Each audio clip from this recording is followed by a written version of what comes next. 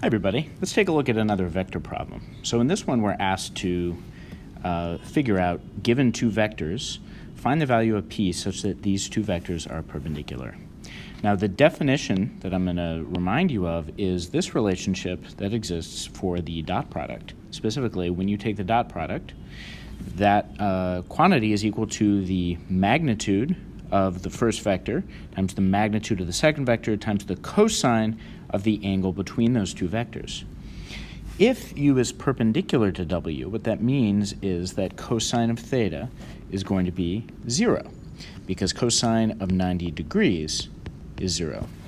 So what this means is that when we have the dot product of two perpendicular vectors, the dot product is going to be equal to 0. And this is a definition that we've discussed before, but it's always worth a little bit of a reminder.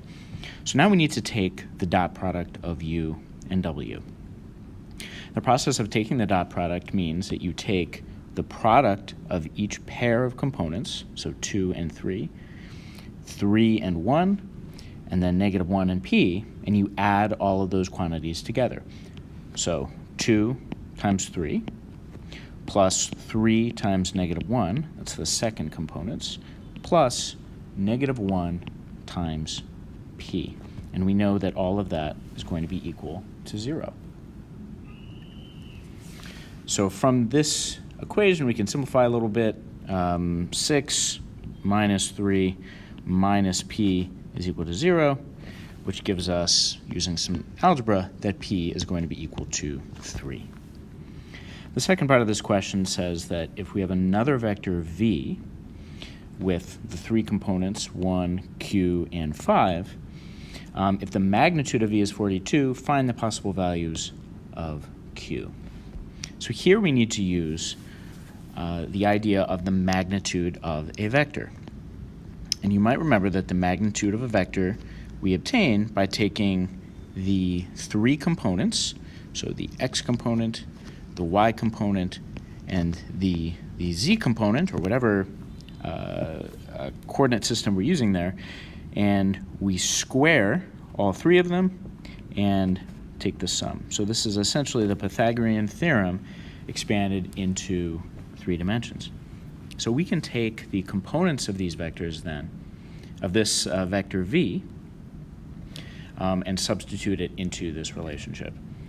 So we have the square root then of 1 squared, because that is the first component, plus q squared, because that is the second component, the y component, and then we have plus 25, because that is 5 squared. So we have 1 squared, plus q squared, and I'm just going to replace that, make this 5 squared, so that we know where that's coming from. And we know that that magnitude is equal to the square root of 42. If we square both sides, we get that 1 plus q squared plus 25 is equal to 42. We can solve that and get that q squared is equal to 16. And this is where sometimes we forget that if we take the square root of both sides, q is not just equal to +4, but it's also equal to -4, because both of those quantities, both of those numbers squared gives us 16.